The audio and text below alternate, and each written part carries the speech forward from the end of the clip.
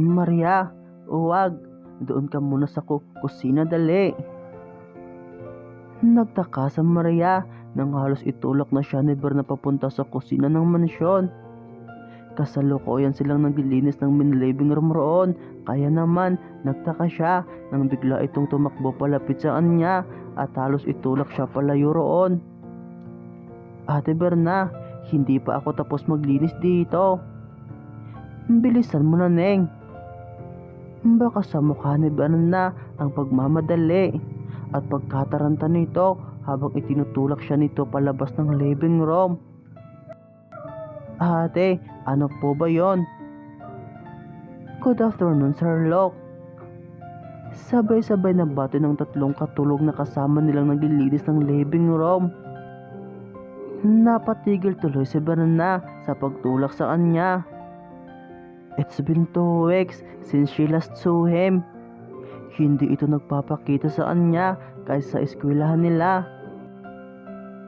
Sa tuwing nasa mansyon naman ito ay hindi ito lumalabas ng kwarto at pinagbawal na nitong makatapak siya sa kwarto nito. Ibang katulong na ang pinaglilinis nito sa kwarto. Napalunok siya at dahan-dahan na napalingon kay Locke. Walang kangiti-ngiti ang mga labi nito. Ibang-iba na rin ang paraan ng pagtingin nito sa kanya. Para naman sinaksak ng kutsilyo ang kanyang puso dahil hindi ito nag-iisa. Kasama nito si Kasi at magkahawak kamay pa ang mga ito. Napakunot lang ang noo nito nang magtama ang kanilang paningin. Hindi niya malaman ang kanyang gagawin. Dapat pala'y nakinig siya kay Berna na umalis roon para hindi niya ito nakita. Ilang gabi na rin niyang iniiyakan ito. Hindi siya halos nakakatulog sa gabi dahil simula nang makita nito ang pag-aalikan nila ni Kenji ay hindi siya nito muling kinausap. Ang akala niyang pagmamahalang nabubuo sa pagitan nilang dalawa ay bigla na lang naglaho dahil sa katigasan ng kanyang ulo. Good afternoon, sir. Bati naman ni Berna kay Locke nang dumaan ang mga ito sa kilid nila. Napayo ko na lang siya dahil hindi niya ata kayang batiin ito sa mga oras na iyon. Lalo pa magkahawak kamay ang mga ito. Hi Maria. Bati sa kanya ni Kasi, kaya naman napatingin siya rito. Nakangiti ito habang hawak-hawak ang kamay ni Locke. Sila na ba? Napalitan na ba agad siya nito? Hello? Halos pumiyok siya sa isang salitang iyon. Nakakunot lang ang noo ni Locke habang nakatingin rin ito sa kanya. Tara na Maria, magluluto pa tayo sa banyo. Natatarantang hinila siya ni Berna palayo sa dalawa. Marahil maski ito ay nasasaktan para sa kanya. Nang makarating sila sa kusina, hinago ni Berna ang likuran niya. Nataranta din ako, Neng. Nasabi ko tuloy banyo. Napakamot na lang ito sa kilid nito habang tinatapik nito ang kanyang likuran. Napangiti siya ng tipid. Ayos lang ako, ate. Hayaan mo na si Sir Locke. Ganyan talaga magpalit ang babae yung magkakapatid na yan. Di bali, Neng, maganda ka naman. Maraming lalaking manliligaw sa'yo. Alam niyang pinapakalma lang siya ni Ate Berna dahil ramdam nito ang lungkot niya sa mga oras na iyon. At higit sa lahat, saksi ito sa mga gabing umiiyak siya. Kinabukasan, matamlay siya habang nagtuturo ang kanilang guro. Napansin naman iyon ni Franz kaya pagkatapos ng klase nila, kinausap siya nito. Okay ka lang ba, Maria? Oo naman. Pagsisinungaling niya habang nililigpit niya ang kanyang mga libro. Ilang araw ka nang matamlay. Ayos lang ako, Franz. Break na ba kayo? Walang prinong tanong nito sa kanya. Siguro. Kumunot ang noo nito. Siguro. Hindi ba kayo nag-usap tungkol sa relationship nyo? Ayaw naman niya akong kausapin. Bakit? Hindi mo subukan? Ayaw kong nakikitang nalulungkot ka ng ganyan. Hindi niya maintindihan kung bakit naiiyak na naman siya. Paano? Buong maghapon si Cassie sa loob ng kwarto ni Locke. Iniisip niyang ginagawa rin ng mga ito ang madalas nilang gawin ni Locke sa loob ng kwarto nito. Hey, huwag ka nang umiyak. Wala na kaming pag-uusapan na Franz. Tingin ko, hindi na rin kami magkakaayos. Napabuntong hininga si Franz at hinagod nito ang kanyang likuran. Pero tingin ko may isang Hoffman pa ang may gusto sa'yo. His hair. Napatingin tuloy siya sa tinitignan ni Franz.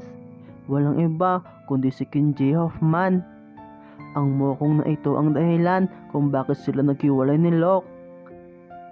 2 linggo niya rin itong hindi nakita. Maria, why are you crying?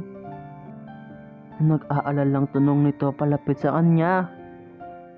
Wala sir, nagkikwentuhan lang kami nitong best friend ko. Anya, habang sisingot-singot siya. Tinignan lang nito si Franz ng masamang tingin. Let's go. Hinawakan nito ang kanyang kamay palabas ng classroom nila. Nagpatangay na lang siya dahil wala rin siyang gaanang magreklamo pa. Nabalitaan mo na? Ang alin? Lokan kasi. Walang gaanong sagot nito habang nagmamaniw ito. Napalunok siya. Sila na ba? Ay. Natahimik siya dahil parang gusto niyang umiyak ng husto. Nakagat na lang niya ang kanyang labi dahil nanginig iyon sa pagpipigil niyang umiyak. Her heart was torn into pieces. Mas masakit palang makumpirmang maiba na itong nobya. I don't know what happened. Alam kong ayaw ni Locke kasi. He never liked him. Hindi siya kumibo dahil nag-uumpisa nang pumatak ang mga luha mula sa kanyang mga mata. Hey, don't cry. Lalo pa siyang naiyak dahil hindi na niya iyon mapigilan pa. Hinayaan lang siya nitong umiyak hanggang sa mapagod siya. Are you done? Nakangiting tanong ni Kenji sa kanya. Tumango lang siya. Napansin niyang nasa harap na sila ng mansyon. Salamat sa pagsabay sa akin, sir. No problem. Inalalayan pa siya nito palabas ng sports car nito. Hindi nila napansin na nakatingin si Locke mula sa bintana ng kwarto nito at nakikita silang dalawa ni Kenji habang inaalalayan siya nito.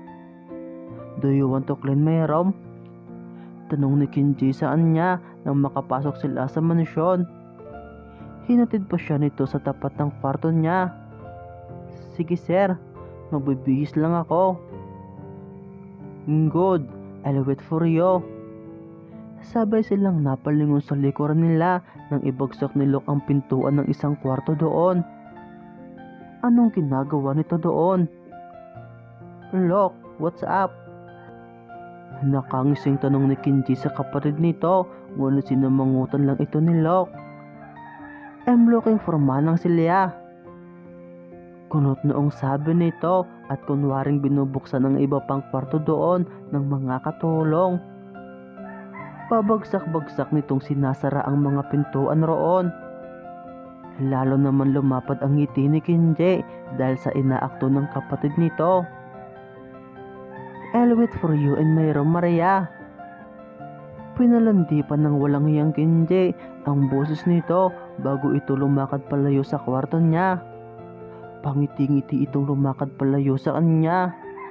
Samantalang si Locke naman, panay pa rin ang pagdadabog sa mga pintuan ng kwarto ng mga katulong. Ang ibang katulong tuloy ay nabubulabog nito. Napalunok siya nang tumingin ito sa kanya. Para tuloy tumalon ang kanyang puso. Lumapit ito sa kanya habang halos magsulubong ang dalawang kilay nito. Kamusta sir? Wala siyang ibang masabi.